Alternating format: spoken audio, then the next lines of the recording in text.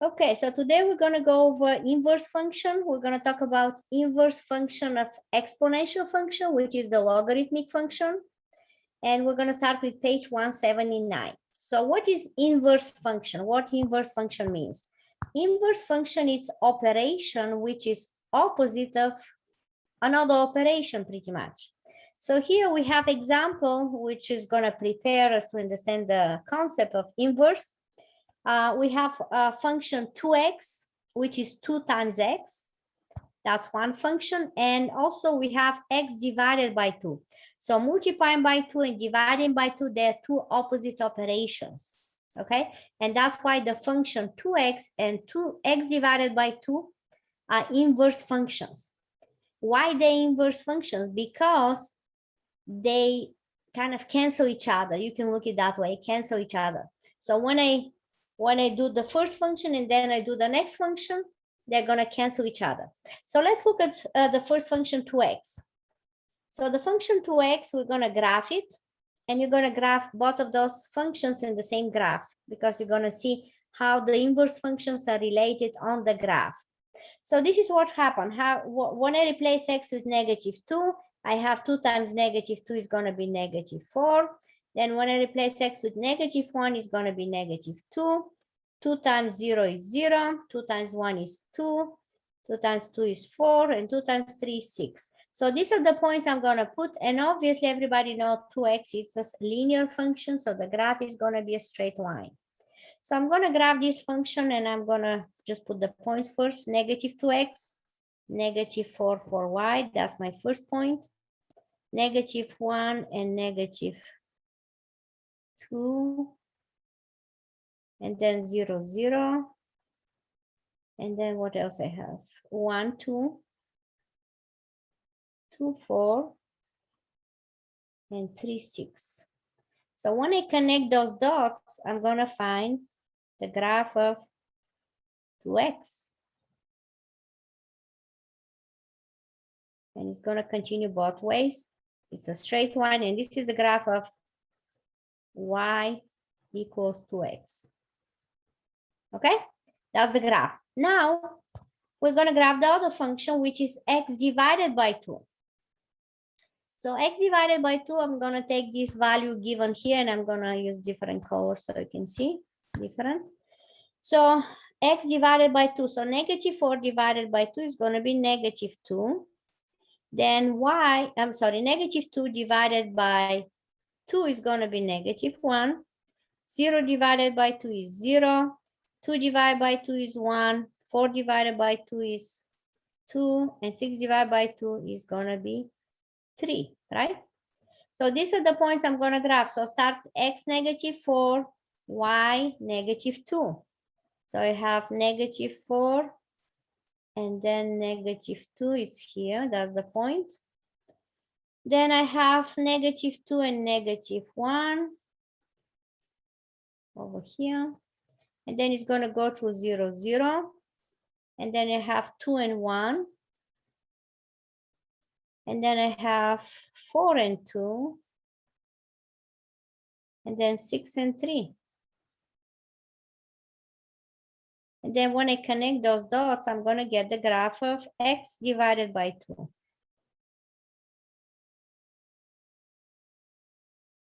So x times 2 and x divided by 2 are given in this graph. So this is y equals x divided by 2. So looking at those two graphs, the next question is how the x and the y coordinates of the two functions are related. So let's look at this table, how they are related. Can you see that, how they are related? See, the value for x in the function f are the same value like the y. You see that? And also the value for the y in the first function are the same like the value in the second function. They both cross through the same axis, yes? They're crossing at 0, 0, both of those, that's right. And also, if you look at the x coordinate and the y coordinate of those two functions, They actually switch in X and Y. You see that? Oh, this looks like. So you have the Y coordinate in the function 2X are the same like the X coordinate in the function G. So this is actually F and G function given. Okay. So also, if you notice here, see the X coordinate in the first function are the same like the Y coordinates in the second function. So they're switching X and Y. And that's important property for inverse functions. So two functions are inverse if they switch the X and Y's. Okay, so that's what happened. And also if you look at the graph, the X and Y, the graph of when you switch X and Y, the graphs you're gonna get, they're always gonna be symmetrical across Y equals X. This is the axis of symmetry. Y equals X. They're symmetrical, right? So you could, if you take the graph, the blue graph, and you can flip it across the red graph, and you're gonna get the green graph. So this is important property for inverse functions. So two functions are inverse if they switch the X and the Y's between them. And also two functions are inverse if you have the graphs, they're symmetrical across Y equals X.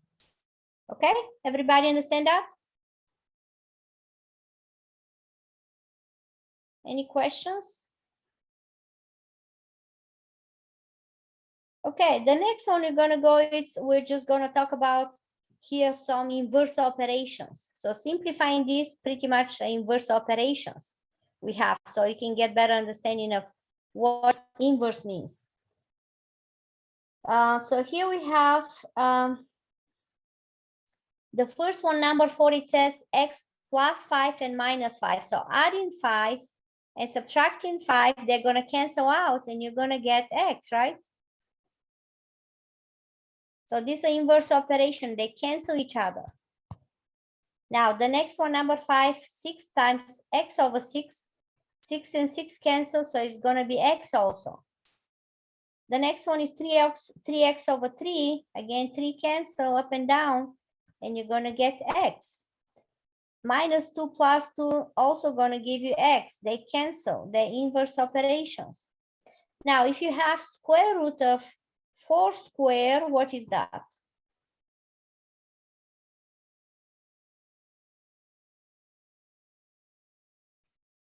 It's gonna be square root. It's gonna be what?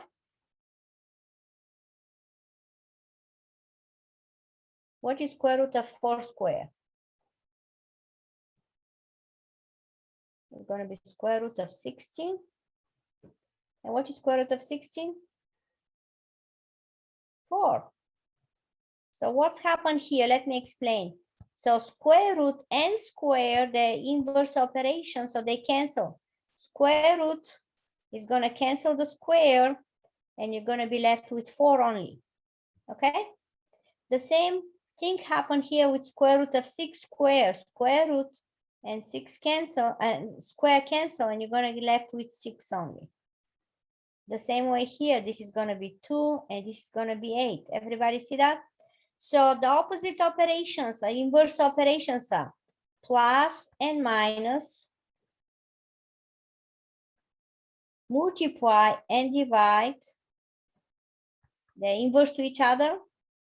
Also square root and I'm going to put square root of X and X squared and square. You can add also cube root of X and X cube, right? They also cancel each other. Everybody understand that? So these are inverse opposite operations. The next one we have here, number 12, they want us to change percent to decimals. We did that last time a lot, but I'm just going to do a few more of those. Let's do a few more of those. Okay, so what is 45% to decimal? You divide by 100 always to get the decimal. is going to be 0.45. You move the decimal 2 places. So the decimal was here, and it's going to move 2 places, and it's going to be in front of 4. 18 point the same way is going to be 0.8.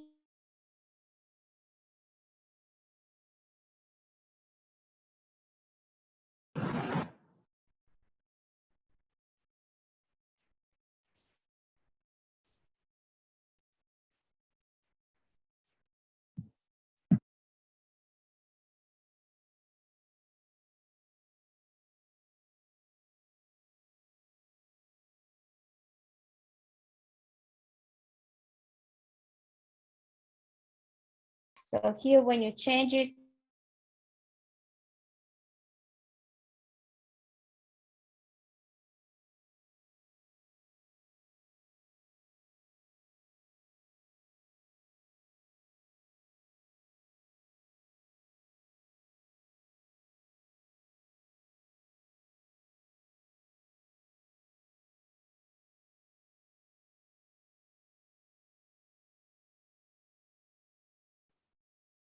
are you guys listening? Can you hear me? Yes. I can hear you now. Okay, something happened. I don't know. Okay, so here you go. Did you see that one?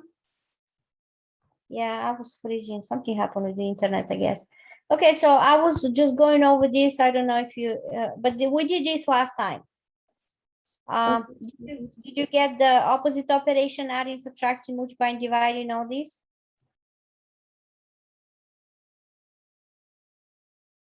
It froze whenever you were starting 13.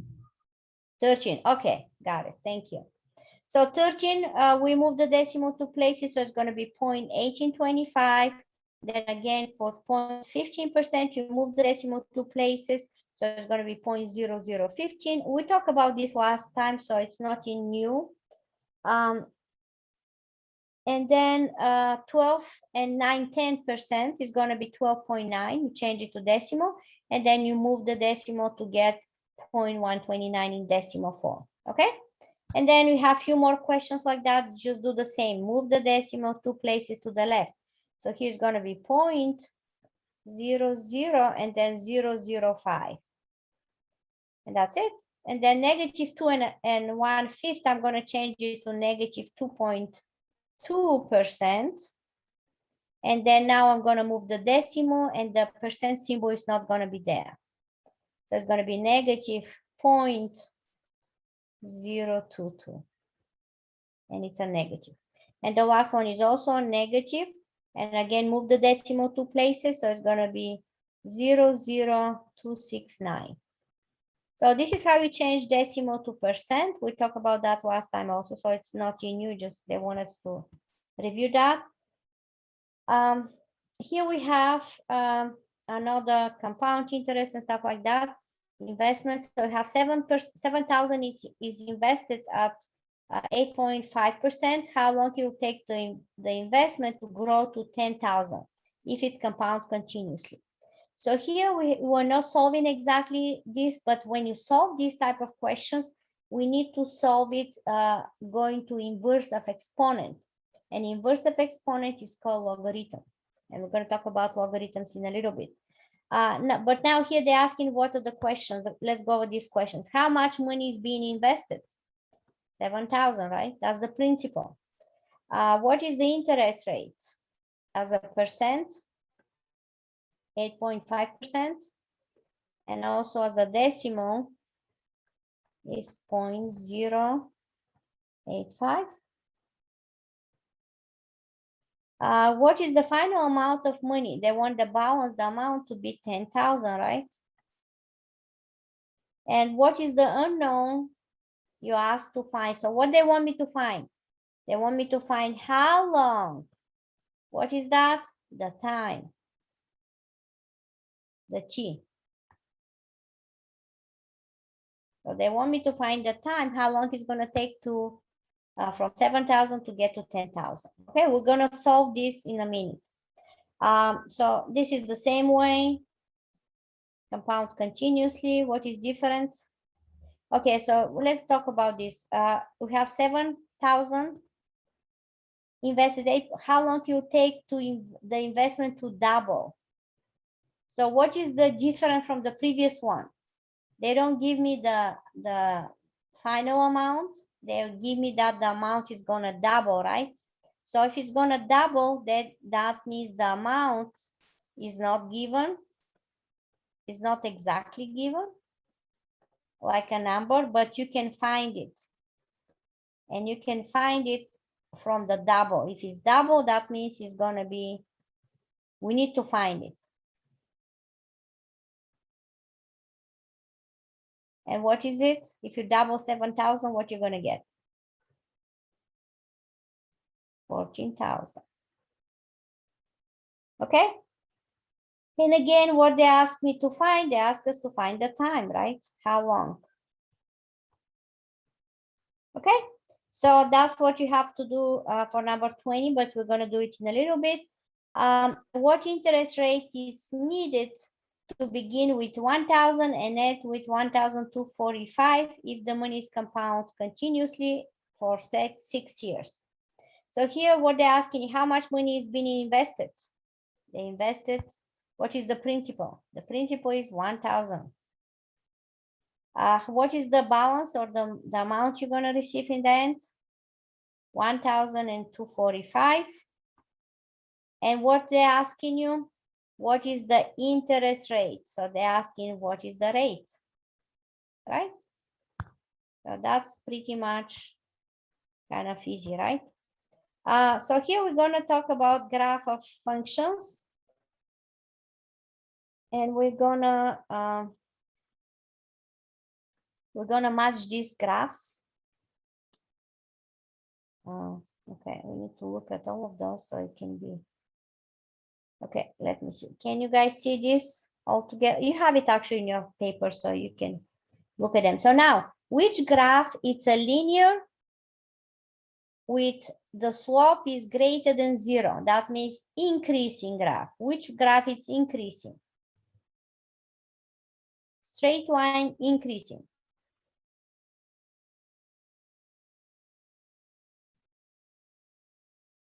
You always look at the graph left to right. If it's going up, it's increasing. If it's going down, it's decreasing. And I have F. Good job. The answer is F. So I'm going to put F here. Now the next one is linear, but the slope is negative. That means it's going down left to right, and that's going to be D. That's right. Linear with slope 0. Slope 0 is horizontal. So horizontal line is going to be A. That's right. And also linear, the slope is undefined.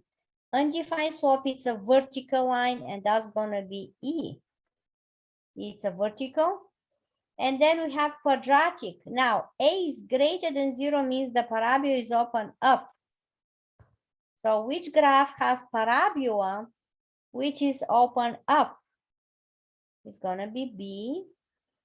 And the other one is quadratic also, but, oh, I'm sorry, B, A is less than 0. I have it backwards. So A is less than 0 means parabola open down, so that's C. And A is greater than 0, it's parabola open up, and that's going to be B. Okay? So that's how you match those graphs. So these are the pretty much the functions you're familiar with. Linear function, quadratic function, these are the graphs, the all possible outcomes. And then we're going to start with inverse. So here we're gonna, when you solve equation for x, we apply steps to undo the operations attached to x. For example, we use subtraction to undo addition and so on, right? So I told you addition and subtraction, they're opposite operation, they cancel each other. Multiplying and dividing, they're also opposite operation, which cancel each other. So now here we have another examples, like where you have to undo for the following, just think about what are the opposite operations. So opening a door. What is the opposite of opening the door? Closing the door, right? Okay. So closing the door.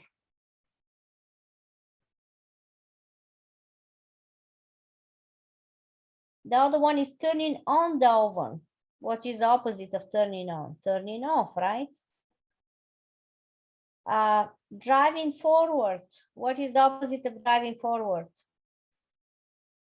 Driving backward, right?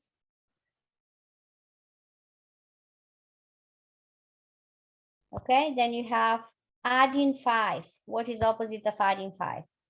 Subtracting 5, right? Multiplying by 5, what is the opposite operation? Dividing by 5. Okay, so these are opposite operations. They undo, they cancel each other. Set up an equation for the following scenario. So let's set up equation here. So we just have to set up the equation. It says do not solve. So we're just gonna set up the equation. So we have 7,000 is invested at 8.5%. How long do you take the investment to grow to 10,000? Compound continuously. So if it's continuous, you're going to use the formula. The amount is equal principal E with exponent RT, and you're going to plug everything you know. So what you know, the amount is 10,000 equals 7,000 is the principal. E with exponent, the rate in decimal is going to be 0.085 times T, right? So now, it said that do not solve. Excuse me. Why it said do not solve? Because you don't know how to solve. See, the variable is on the top in the exponent. In order to solve this, in order to get T, you have to bring this T down. You have to solve it. Okay? And in order to solve this, I have to do opposite operation, which is going to cancel the E with exponent, and is going to give me solution for T. And the opposite operation is logarithm, and you're going to do that in a minute. Okay, we're going to talk about logarithm. Okay, the next one we have x equals 4x and x equals 1 4x. I'm not going to do that. That's the same one. How they're related, they switch x and y. So I'm going to skip that. We just did it with 2. It's the same. Okay, so inverse function, another one we have is x squared. And also x to the 1/2 is the same like square root of x. So keep in mind, x to the 1/2 is square root of x.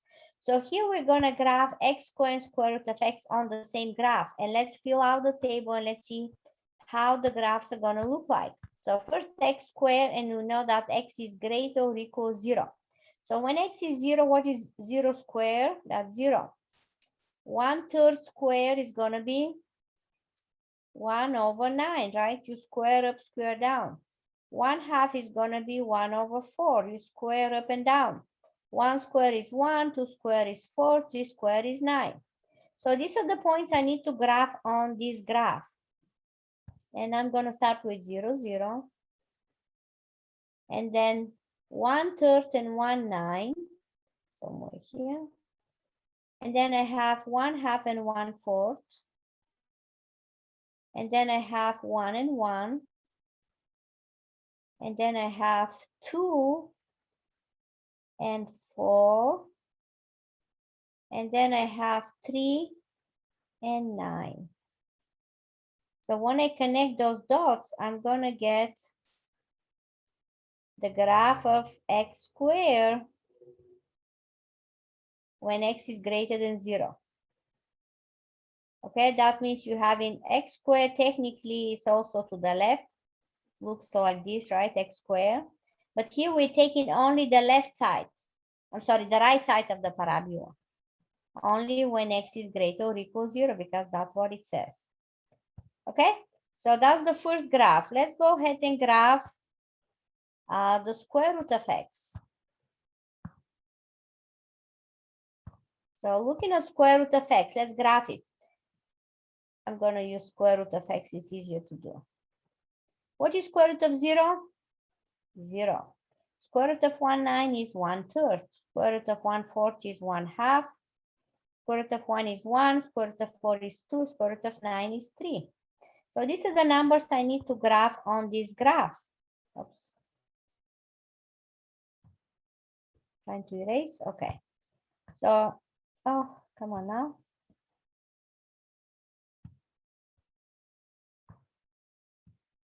So I'm going to grab those points. I'm going to grab 0, 0 again. And then I have 1, 9, 1/3. And then 1/4 and 1/2. And then 1 and 1. And then 2. I'm sorry, no, 4 and 2. And then 9 and 3. So this is how the graph looks like. So this is the graph of square root of x. And the one above I have is square x squared when x is greater than 0. Now, what you can tell about the x and the y's for both functions, they also switch. And again, if you look at the graph, they're symmetrical across y equals x. This is the axis of symmetry always. So if you flip the graph across the y equals x, you're gonna get the same, right? So this is true for any two inverse functions. They're symmetrical across y equals x. This is the axis of symmetry, and also x and y switch. See, if you look at these little tables, we have x in the x square at the same numbers like the y coordinate in x square, square root of x. Sorry, let me make it better. And what's happened here, they're switching x and y, okay? So that's the same for multiplying and dividing by something. So that would be the answer, how you would answer that? They're switching the x and y? Yes, x and y switch, yes. If you have two inverse functions, they switch x and y coordinates. So what that means, let me explain that a little bit. So if I have a point from x, so let's take 2 and 4. The point 2 and 4 from x squared is gonna be a point 4 and 2 in square root of x. See, they switch, the x and y coordinates switch. You see that? The x in the x square become y in the square root of x. Yeah, I see it. Okay, everybody see that? Okay, now the next one they want us to do is we have to solve some equations, and solving equations is going to help us to understand the opposite operations. So here we have equation square root of x equals 3. So what that means, square root of x equals 3. I mean, x to the 1/2 is the same like square root of x equals 3. So how you solving this type of equation? What you need to do to undo the square root? You're going to do opposite operation, right? What is the opposite operation? You're going to square both sides, right? You're going to do square in both sides. So when you do that, the square root and the square are going to cancel. So you're going to have left with x equals 3 squared is 9. And that's my answer. Everybody understand that? So if you have square root equation, you're going to do square to solve it. Okay? The same way if you have x squared equals 9. So if you have x squared equals 9, what operation you're going to do? You're going to do opposite, which is square root. You're going to take square root in both sides. And here it says x is greater than 0. Now this x is greater than 0 is going to tell me that when I take square root of x squared, I'm going to get just x because square and this cancel. And usually you're going to put plus or minus 3, right? Because 3 times 3 is 9. Negative 3 times negative 3 is also 9. But because it says x is greater than 0, that means I'm going to use only positive 3. So my answer is going to be x equals 3. Okay? Everybody get that? That's how you solve the equation. Let's recap this. What is the main idea behind the inverse functions? They cancel each other, right? You have two inverse functions. They cancel each other. They undo each other.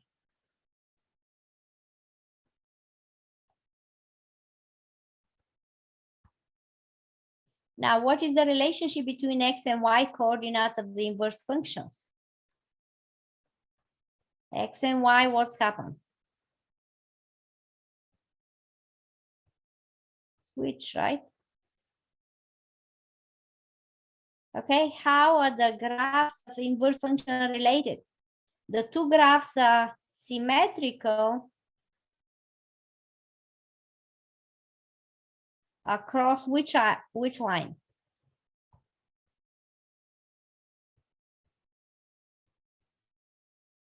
Y equals x. And y equals x is here, always. This is y equals x. This is the axis of symmetry. So if I have graph above, it's gonna flip below to get the inverse, okay? How are the domain and the range of the inverse function related? They always switch, they also switch because domain is x, the range is y, so it's happen the same like x and y coordinates. So if I have function f and the g is inverse of f, so f of x is given, g of x, I'm gonna write everything, g of x is the inverse of f. So the domain of f is gonna be the range here.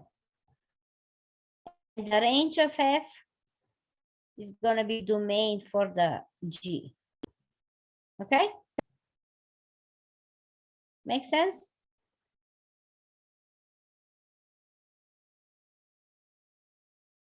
Or let me write it like this. Domain of g is gonna be equals the range of f, and the range of g is equal domain of f. So this is what happened. They switch their domain and range. This is what happened, okay? Any questions? So now we're going to talk about the inverse functions e and ln. Ln is logarithmic function with base e. So ln is a function logarithmic with base e. And the two functions, we have some tables here where you're going to put the pretty much what's happened with those functions. They're going to be symmetrical across the same axis of symmetry. So I'm going to show you how the graph is going to look like. Okay, this is the axis of symmetry, right? Y equals x. Now, you know how the graph of e to the x looks like, right? E to the x is increasing function and is going to be something like this. Let me use different color. So the graph of e to the x was something like this. It's increasing, it's going to 1 and it's increased, right? So this is the graph of e to the x.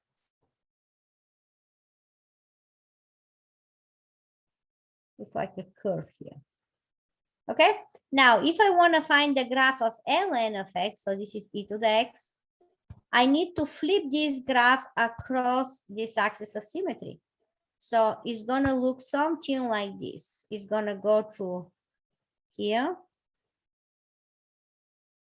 It's going to go close to this asymptote. It's going to look like that. So this is ln of x. Okay? So that's how the graph looks like. If you want to just put the points here, you can use calculator to fill the table, but you don't need that right now. So the graph of e to the x is like this, increasing. We talk about the graph. The graph is going through the point 0, 1, right? and you're gonna flip it across y equals x, and it's gonna go through the point 1 and 0 because x and y switch, right? Everybody see that? For the function e to the x, we have horizontal asymptote. Let me use the bool. We have horizontal asymptote. The x-axis is the horizontal asymptote. Because the graph is going close to the asymptote, you never go below the x-axis. That's the e to the x. Now, if you look at the graph of ln of x, ln have vertical asymptote. The graph is going close to the y-axis, but you never cross the y-axis. Okay, so this is how the graphs of ln and e to the x looks like. Okay, how they're related, they switch x and y is the same way for any inverse functions. Now here we're going to use calculator to see how to calculate some value. And I'm going to show you how to use the calculator. I'm going to use symbol app, so I can show you on symbol app how to do that.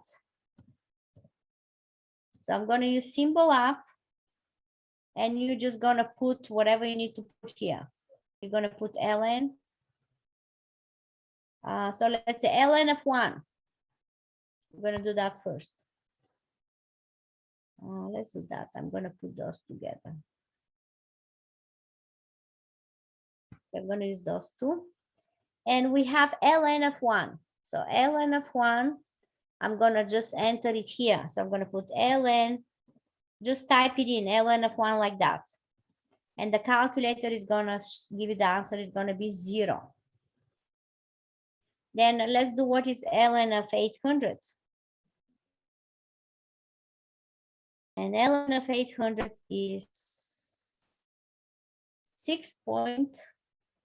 It says to round the answer to decimal point, so it's going to be 6.68, right? So that's how you do all of those. ln of 8, let's see what is ln of 8. ln of 8 is, we're taking the decimal, 2.08, because you're rounding 0.079 is going to be 0.08. And then let's do 8,000.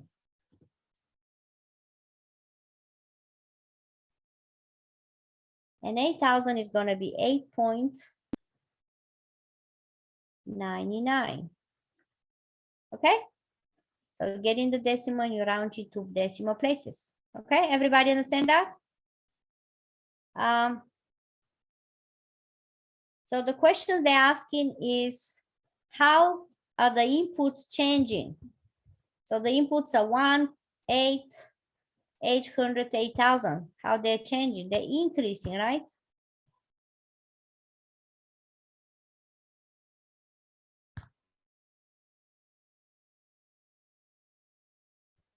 I'm going to put increasing, getting bigger.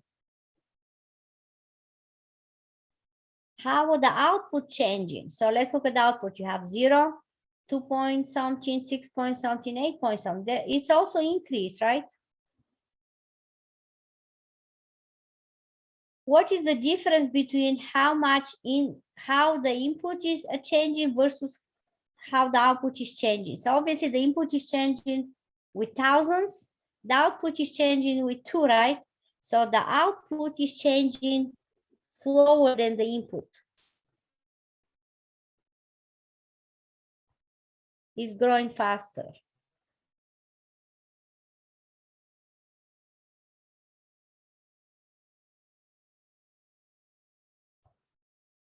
Than the output. Okay, everybody understand that? So the output is growing faster because you have 1, 8, 800, 8,000, okay? And the output is just changing with 1 or 2, like 0, 2, 6, 8, okay? And then we have another one where you have to calculate. So here we don't use calculator, you don't use calculator, you can just use the inverse functions, inverse operations. We talk about square root and square cancel, so the answer is 3. Square root and square cancel, so the answer is 13, right? Everybody see that? I don't need calculator for this. Now, E and Ln, the opposite operations. They cancel each other, the inverse. So the answer is just 7, okay? Now, if I do ln of E the same way, ln and E, the inverse operation, they cancel. So the answer is 5. Everybody see that? The same way with ln of E to the 8, they cancel. The answer is 8. E with exponent ln, cancel.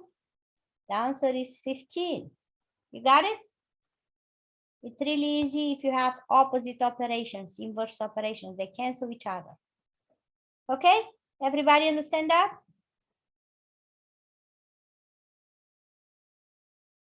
Okay, so now we're gonna have some equations we're gonna solve. So you have to identify what is the variable, and then you have to solve for the exact answer. Okay, so in order to solve that, we're gonna get the exponent by itself, or the logarithm by itself, ln by itself, and then you're gonna switch it, you're gonna change it. Okay, and you're changing it when you do opposite. If you have given ln, you're going to do E with exponent. If you have given exponent, you're going to do ln. That's how you cancel them. So starting with number 15. 15, I need to get E by itself. So what I'm doing to get E by itself, I'm going to divide by 50 first. I'm going to divide by 50 both sides. 400 divided by 50 is what? 8, right? So we get 8 equals E with exponent k times 10. Now we have E here. In order to solve it, I need to do ln to cancel. So I'm going to take ln in both sides, ln to the left, ln to the right. Now ln and E cancel. So what is left? We have ln of 8 equals k times 10 is actually 10k, right? Doesn't matter. And then see, when you take opposite, see ln and E cancel, so that k in the exponent come down there, down in the ground level, and you can solve it. How you solve it? You divide by 10. Now here it doesn't ask you to put it in the calculator, so it says exact answer. And the exact answer means just leave it like that before you plug it in into the calculator. So if it says exact answer, you're just gonna leave it like that. So you have k equals ln of 8 divided by 10. Just leave it like that. Got it? Any questions here?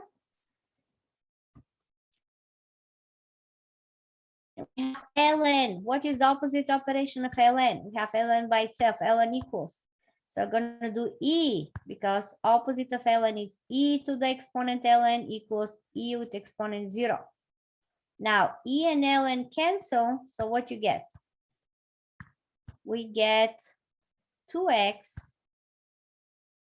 equals E to the 0. What is E to the 0? E to the anything with power 0 is 1.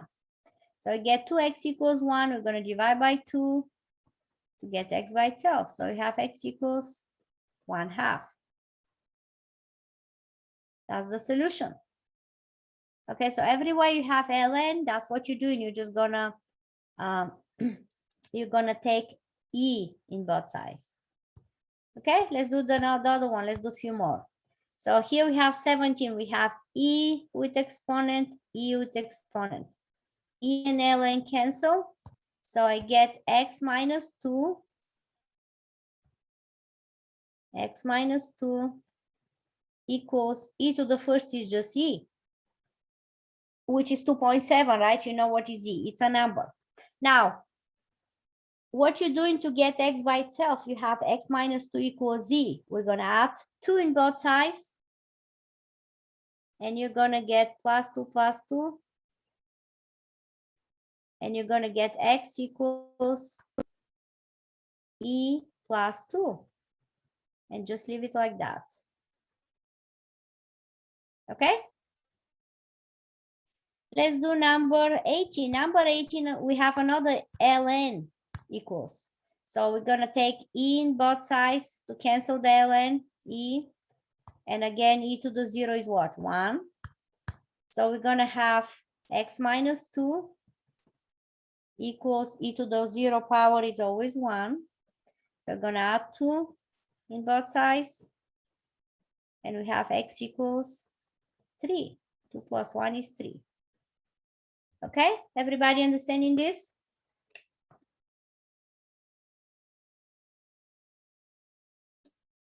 Now look at number 19. What is the variable? What you're gonna solve for? We're gonna solve for p, right? What you need to do to get p by itself, you're gonna divide by e with exponent. Here you can multiply 0.06 times 10 is gonna be e to the 0.6, right? And you're gonna divide e to the 0.6 both sides. This cancels, so you get p equals, and they want the exact answer, so just gonna leave it like that, 50 over e to the power 0.6. Okay? And you can put this in the calculator and see what it is, because e to the 0.6 is about 1 or 2, because e is 2.6. So e to the 0.6 is about 2, and 50, it's about 25, but the calculator can simplify this for you, but they don't want the calculator. They want the exact answer.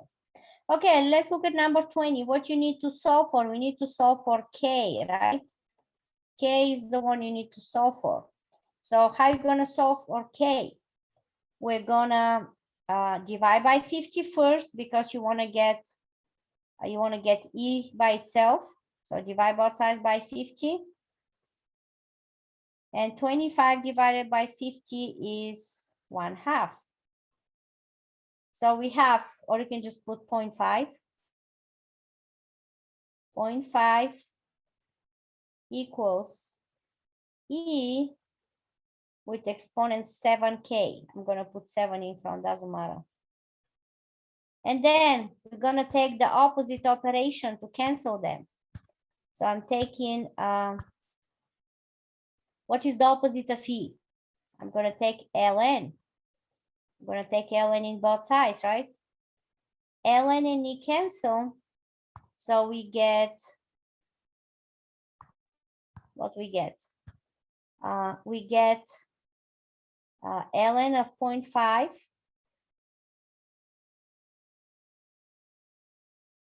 equals 7k. And in order to get k by itself, I'm going to divide both sides by 7. So that's my k. K equals ln of 0.5 divided by 7. And this is the final answer we get. Okay? Any questions on this? So that's why you need to have inverse function, logarithmic function, so you'll be able to solve equations with when the exponent, you have the variable, when you're solving for something in the exponent. In order to bring it down, you have to do opposite. Okay, any questions? Okay, so we're gonna continue with number 21, 22, and 23, which are actually word problems, where we're gonna plug everything into the right formula, and then you're gonna solve, and it says around to 2 decimal places. So that means we're gonna use calculator and finish it. So let's start with number 21. If 1,000 is invested, how long will it take to double to 2,000 at 3% rate of interest, compound continuously?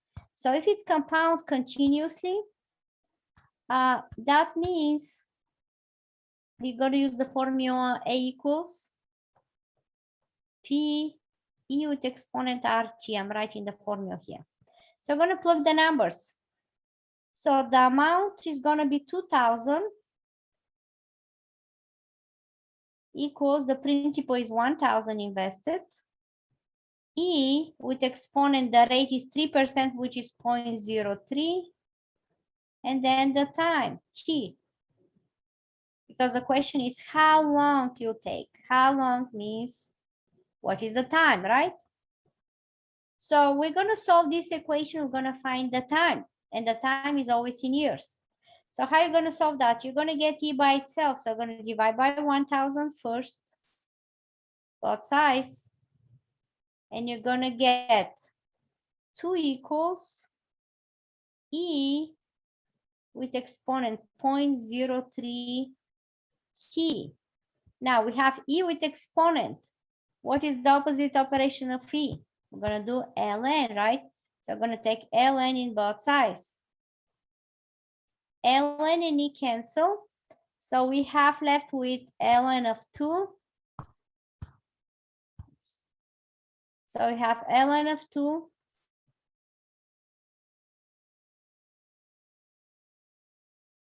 equals 0.03 T.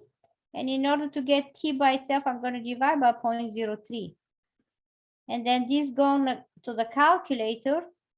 I'm going to put this in this is the exact solution, but you're going to put it in the calculator and you're going to round to decimal places to find T. So using my calculator, I'm going to use symbol up, and I'm going to put ln of 2. I'm going to put fraction ln of 2 divided, oh, sorry, what's happening here? ln of 2 over 0.03. So just enter it like that. The calculator is going to take care of it, and you're going to round to decimal places.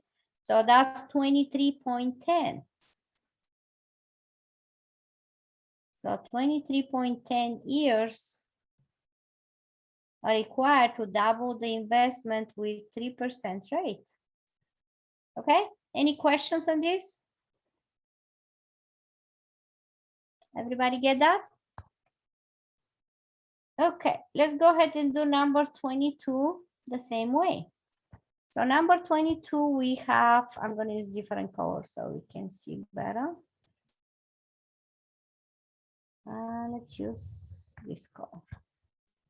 Okay, so we have Stan takes out an 800 student loan in 3 years, and after making no payments but accruing interest continuously, so we're using the same formula continuously, he owned $1,100.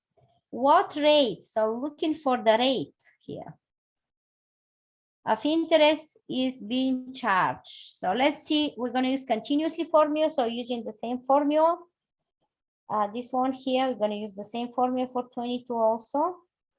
And we're going to plug it in. So if he start with 800 and he get 11,000 is the amount. I'm sorry, 1100 is the amount, equals 800 is the principal. And then you have E with exponent. We have 3 years, so the time is 3. And R is what you need to find, the rate. So we're going to divide both sides by 800 to get E by itself, divide by 800. Now here I'm going to divide 2, so it's going to be 11 over 8. I'm going to keep it like that for now. And when I put it in the calculator, it's going to simplify. Always when you do problems like that, keep as exact as possible and round on the end. Okay, so don't reduce 11 over 8, just leave it like 11 over 8 equals E with exponent 3R. So here what you do in opposite to get R by itself, you have E, we're going to take ln. Okay, and ln and E cancel. So we have ln of 11/8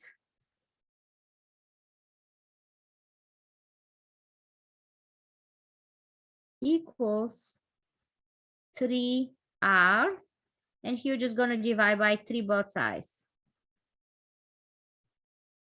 So you're going to divide both sides by 3, and you're going to get the rate. I'm going to put it in the calculator so you can see. It's going to be ln of 11/8 over 3. This is what I need to put in my calculator.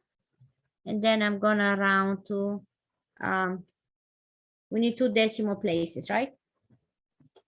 So let's go ahead and plug that. We have ln of, I'm going to put 11/8 over divided just by 3 years. And we get, this is the decimal form of the percent, okay? So remember this is point, oops, I missed it. 0.10615, 1062.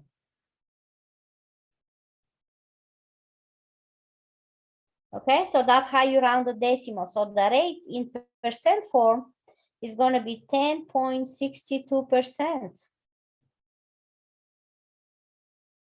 Because the number from the calculator is going to give me the decimal form of the percent.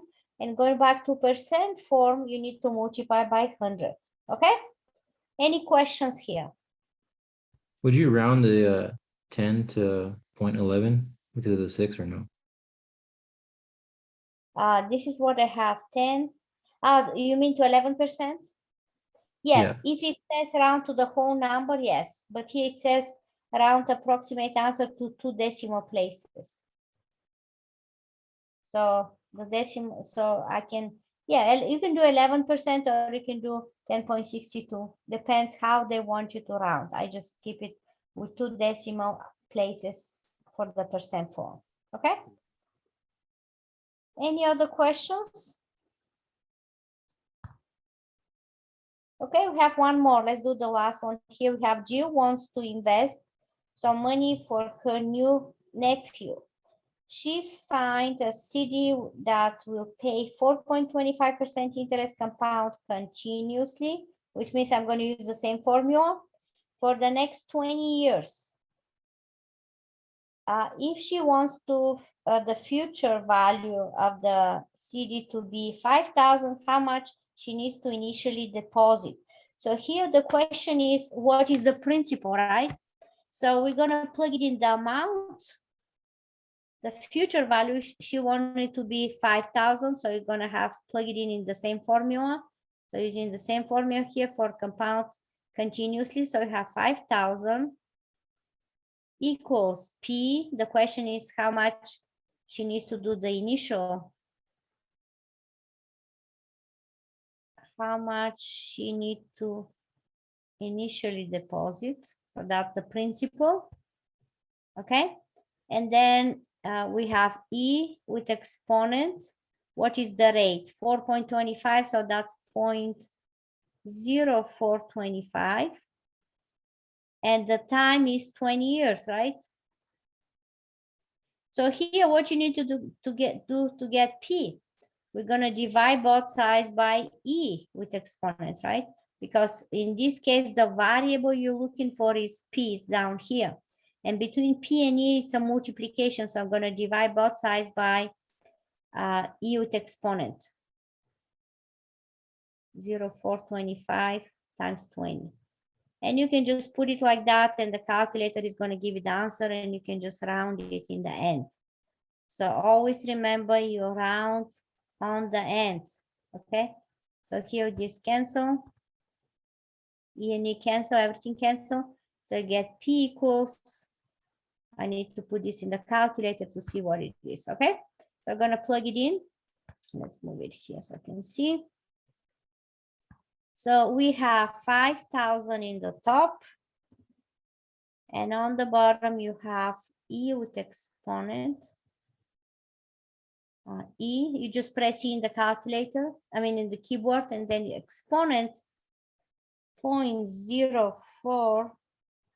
to 5 times 20, just like that. Oops, I put extra 0. Okay, like that. And then we're gonna round 2 decimal places to the nearest cent. So she needs to invest how much? 2,137.07.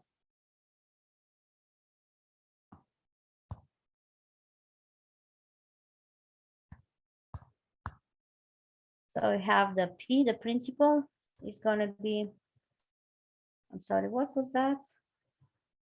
2,137.07. Okay?